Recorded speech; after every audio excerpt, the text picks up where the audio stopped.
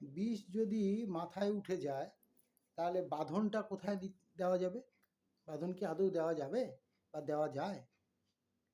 এখন শাসক দলের হয়েছে সেই একই অবস্থা। এই যে গায়ে মানে না আপনি মোড়ল, এই ধরনের নেতা হাতাদের যে দৌরাত্ম্য এতদিন চলছিল, তাদের দৌরাত্ম্যের ফলে যেভাবে পরিবেশটাকে বিষিয়ে তুলেছিল, সেটা মানুষ এখন বুঝতে পারছে। যখন দেখলো যে এই যে লোকসভার ভোট, সেই ভোটে শহরাঞ্চলের জমির পায়ের তলার জমি সরে গেছে টিএমসির, তখন মুখ্যমন্ত্রী কিন্তু কাউকেই ছেড়ে কথা বললেন না। ইভেন নাম ধরে ধরে কিছু ব্যক্তিদের বকাঝকাও করলেন নবান্নে। ফলশ্রুতি কি হয়েছে? পুলিশকে সাথে নিয়ে পৌরসভাগুলিকে উচ্ছেদ অভিযানে নামতে হয়েছে। আজকে যে উচ্ছেদ অভিযানটা সাধারণ মানুষ দেখছে, সেটা কি টিএমসির পক্ষে কি খুব ভালো ফল প্রদান করবে ভবিষ্যতে? আমার তো মনে হয় না। কারণ এই যে উচ্ছেদ, এই উচ্ছেদে কিন্তু গরিব লোকরাই বেশি পরিমাণে এর শিকার হচ্ছে।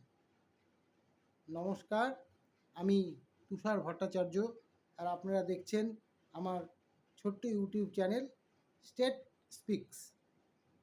স্টেট স্পিক্স আপনাদের মনের কথা বলে, আপনাদের আশীর্বাদে চেষ্টা করছে নিজের পায়ে দাঁড়ানোর। তাই আপনারা পাশে থাকলে স্টেট স্পিক আগামী দিনে আরও এগিয়ে যাওয়ার চেষ্টা করব। যেটা বলছিলাম, যে বিষ কিন্তু এখন মাথায় উঠে গেছে। লোকসভা ভোটে যে রেজাল্ট টিএমসি করেছে শহরে, তাতে কিন্তু প্রকৃতপক্ষেই স্বস্তির নিঃশ্বাস ফেলার মতো অবস্থায় কিন্তু টিএমসি নেই। যদিও বিজেপি, আগেই বলে এসেছি যে বিজেপি বিরোধী রাজনীতি করার জন্য ওদের যা সাংবিধানিক স্ট্রাকচার বা যা অবস্থা দেখতে পাচ্ছি, তাতে আমার মনে হয় বিজেপি বিরোধী রাজনীতি করার জন্যই পশ্চিমবঙ্গকে বেছে নিয়েছে। এখানে তারা সরকার গড়ার জন্য কখনোই এগিয়ে যাবে না বলেই মনে হয়। কারণ এই যে 4টে বিধানসভা হয়ে গেল, এই 4টে বিধানসভা আজকে ভোট শেষ হয়ে গেল, বলুন তো চোখ ধাঁধানোর মতো কোনো মিছিল, মিটিং, ক্যাম্পেইন বিজেপির তরফ থেকে দেখা গেছে? কোনো হেভিওয়েট নেতা এসে কিছু করেছে? গত পরশু দিন 8 তারিখে রায়গঞ্জে যে একটা মহা মিছিল ছিল, সেই মিছিলে কিন্তু শোনা গেছে যে শিলিগুড়ি মোড় এলাকায় কোনো একটা আবাসন থেকে বা আবাসনের ছাদ থেকে মিছিলের উপরে পচা ডিম বর্ষণ করা হয়েছে। আচ্ছা, ঠিক আছে, ধরে নিলাম বর্ষণ করা হয়েছে। আর বর্ষণটা করা হলো, বিজেপি মেনে নিল। আন্দোলন কোথায়? আন্দোলনটাকে সেইখান থেকেই স্টার্ট করতে হতো এবং সেই আন্দোলনটা সারা পশ্চিমবাংলা ছড়িয়ে দিতে হতো যে কেন গণতান্ত্রিক একটা মিছিল, গণতান্ত্রিক একটা অধিকার, তার উপরে কেন এইভাবে বর্বরচিত আক্রমণ করবে? যেই করুক, বলছে শাসক দল, কিন্তু শাসক দল করুক আর দুষ্কৃতীরাই করুক, কেন করবে? কোথায় আন্দোলন? দুটো কথা মিডিয়ার সামনে বলে নিজেকে বড়াই করার চেষ্টা, সে সুকান্ত বাবুই হোক, শুভেন্দু বাবুই হোক, এর বাইরে কি আর কোনো কিছু নেই? সাধারণ পাবলিক আপনাদেরকে বিশ্বাস করবে কি করে, ভরসা করবে কি করে? তো সুতরাং আজকে যে জায়গাটায় টিএমসি যে এই যে হৃত জমি পুনরুদ্ধারের চেষ্টা করছে, এই যে হকার উচ্ছেদ অভিযান দিয়ে, এটাতে কিন্তু হিতে বিপরীত হতে পারে টিএমসি, যদি বিরোধী দল হিসাবে বিজেপি সঠিক পদক্ষেপ নিয়ে আন্দোলনকে জোরদার করতে পারে। কিন্তু সেটা কি সম্ভব হচ্ছে? আদতেও সম্ভব হচ্ছে না। আজকে লোকসভা ইলেকশনের পরে যখনই দেখলো, মুখ্যমন্ত্রী যখনই দেখলেন যে পায়ের তলার মাটি তো সরে গেছে,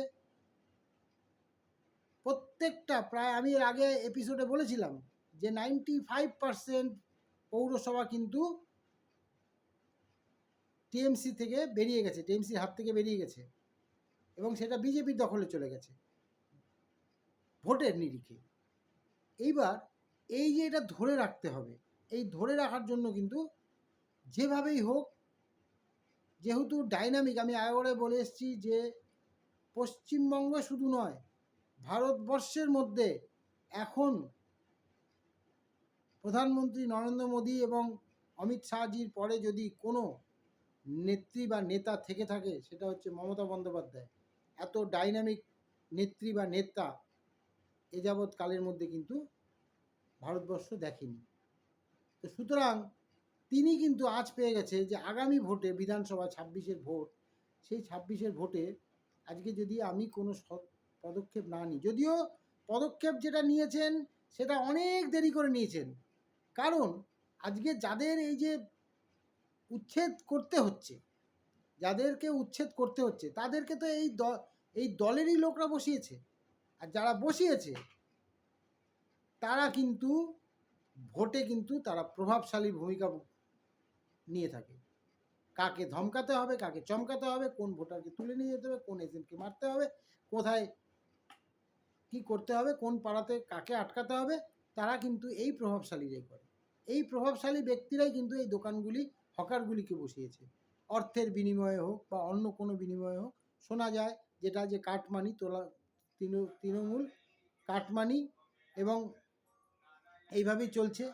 তো সুতরাং এইভাবে যদি চলে তাহলে যেটা হয় সেটাই হচ্ছে যে আজকে কিন্তু এই যে গ্রুপটা, এরা কিন্তু খেপে যেতে পারে। এই খেপে যাওয়াটা কিন্তু হিতে বিপরীত হতে পারে, কিন্তু তখনই হবে যখন বিরোধীরা সক্রিয় ভূমিকা অর্জন করবে। বিরোধীদের সেই জায়গাটা কোথায়? সক্রোশ দূরে চলে গেছে কংগ্রেস বাম, তাহলে থাকলো কে? এই লোকসভার ভোটের নিরিখেও 2,38,00,000 ভোট পাওয়া বিজেপি, তাহলে বিজেপিকে তো আন্দোলন করতে হবে। আন্দোলন কোথায়? ভোটের রেজাল্ট খারাপ হয়েছে, তারা বসে গেছে। 4টা উপনির্বাচনে আমরা যদি দেখতাম যে প্রবলভাবে ঝাঁপিয়ে পড়েছেন, না, দিলীপ বাবুকে কেউ পাত্তাই দিচ্ছেন না। দিলীপ বাবু নিজের মতো করে ঘুরে বেড়াচ্ছেন, নিজের সংগঠনকে, নিজের যে সংগঠনে থাকাকালীন যারা ছিলেন তাদেরকে নিয়েই তিনি ঘুরে বেড়াচ্ছেন, জেলায় সফর করে বেড়াচ্ছেন। শুভেন্দুবাবু সাইড, সুকান্তবাবু নিজের দুটো মিনিস্ট্রি সামলে কতটা রাজ্যের কাজ করতে পারবেন, কতটা প্রচারে আসতে পারলেন দেখলাম, লাস্টে একটা 1-2 দিন দেখলাম উনি করলেন, তা ওনার পক্ষে সম্ভব না। তো সুতরাং এই যে সিচুয়েশান, বিরোধীরা নেই। এদিকে কুচবিহারে পঞ্চায়েতগুলি যেগুলি বিজেপির দখলে ছিল সেগুলি জোর জবরদস্তি করে শাসক দল, শোনা যাচ্ছে খবরে প্রকাশ যে শাসক দলের ইয়েতে দখলে নিয়ে নিচ্ছে। তবে এই বিরোধী শূন্য রাজনীতি কিন্তু মোটেও ভালো নয়। বিরোধী শূন্য করে রাজনীতি করব এই মানসিকতা যদিও তৃণমূলের শুরু থেকেই এটা, কারণ 2018 সালের যে পঞ্চায়েত নির্বাচন ছিল সেই নির্বাচন থেকে আমরা দেখতে পেয়েছি যে তারা বিরোধী শূন্যভাবে রাজনীতি করতে চায়। কারণ বিরোধী শূন্য রাজনীতি করলে যে ফেসিলিটিস বা ফায়দাটা হয় সেটা হচ্ছে যে আমাকে বলার কেউ থাকে না, আমি যা খুশি তাই করতে পারি, আমি চুরি ডাকাতি রাহাজানি ভালো কাজ যাই হোক আমি করি, কিন্তু আমাকে বলার কেউ থাকে না। তো এই যে জায়গাগুলি, এটা ওরা বুঝে গেছেন, এবং বুঝে গেছেন বলেই নেত্রীও এতদিন ধরে তাদেরকে কিছু বলতে পারেননি বা বলেননি। কেন বলেননি, কী কারণে বলেননি সেটা তিনিই জানেন বা তার দল ব্যাখ্যা দিতে পারবে, আমি দিতে পারবো না। কিন্তু আমরা সাধারণ পাবলিক যেটা দেখছি যে সেটা যে তাদের আজকে যে এই যে তৃণমূল মানেই তোলামূল বা তৃণমূল মানেই চোর, এই যে বিরোধী শিবির থেকে যে আওয়াজগুলি ওঠে সেগুলির কিন্তু কোনো প্রতিবাদ হয় না। প্রতিবাদটাও হয় না, কারণ প্রতিবাদ করার মতো পরিস্থিতিতে কিন্তু শাসক দল নেই। এবং সত্যি তো, একদম নিম্ন স্তরের নেতা থেকে শুরু করে অনেক বড় বড় নেতাদের নাম জড়িয়ে গেছে বিভিন্ন রকম চুরি ডাকাতি রাহাজানির কেসে, তোলাবাজির ক্ষেত্রে। তো এই যে জিনিসগুলি, এগুলি তো এখন সংশোধন করতে নেমে তো অনেকটা দেরি হয়ে গেছে, কিন্তু না নেমে তো লাভ নেই। এই সংশোধনটা অনেক আগে করতে হতো। মানুষ কিন্তু সব বোঝে। সুতরাং বোঝে বলেই মানুষের একেকজনের একেক রকম চিন্তাভাবনা। সেই জন্যই কিন্তু মানুষ বুঝতে পেরেছে বলেই কিন্তু পঞ্চায়েত লেভেলের ভোটের থেকে মিউনিসিপ্যালিটি লেভেলের ভোট কিন্তু টিএমসির নষ্ট হয়েছে। সুতরাং আগামী দিনে এই জায়গাগুলি বিজেপিকে ধরতে হবে। বিজেপি ধরতে পারবে কি পারবে না সেটা তাদের ব্যাপার, তাদের দলের ব্যাপার। আর যা দেখতে পাচ্ছি পরিস্থিতি, তাতে ধরার সম্ভাবনাটা কতটা প্রবল হবে আগামী দিনে সেটা আমরা দেখতে পাবো। যদি ধরতে পারে, আর বিরোধী শূন্য রাজনীতির যে খেলা শাসক দল খেলছে সেটা গণতন্ত্রের পক্ষে সুস্থ নয়। কুচবিহারে যেটা হচ্ছে সেটা কাম্য নয়। এটাকে দেখা উচিত। হাইকমান্ড, উচ্চ নেতৃবর্গের এগুলি বিষয়গুলি ভাবা উচিত। জোর জবরদস্তি করে ভয় দেখিয়ে কাউকে দল পরিবর্তন করানো এসব সঠিক কাজ বলে মনে হয় না। সাধারণ মানুষ সেটাকে ভালো চোখে দেখে না।